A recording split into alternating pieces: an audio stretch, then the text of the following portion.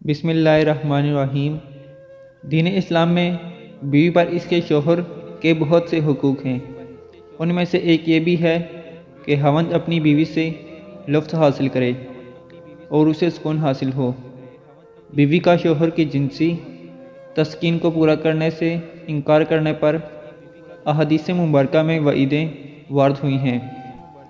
حضرت ابو ہریرہ رضی اللہ تعالیٰ عنہ سے روایت ہے کہ جناب رسول اللہ صلی اللہ علیہ وآلہ وسلم نے ارشاد فرمایا، جب شوہر اپنی بیوی کو اپنے بستر پر بلائے اور وہ آنے سے انکار کر دے تو فرشتے صبح تک اس بیوی پر لعنت بھیجتے ہیں۔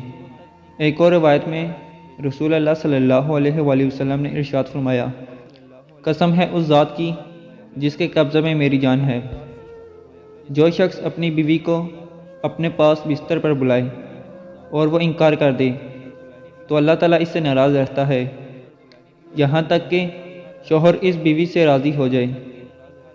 طلق بن علی رضی اللہ تعالیٰ عنہ سے روایت ہے کہ جناب رسول اللہ صلی اللہ علیہ وآلہ وسلم نے ارشاد فرمایا، جب کوئی مرد بیوی کو اپنی حاجت کے لیے بلائے تو وہ ضرور اس کے پاس آئے، اگرچہ تندور پر روٹی بنا رہی ہو تب بھی چلی جائے۔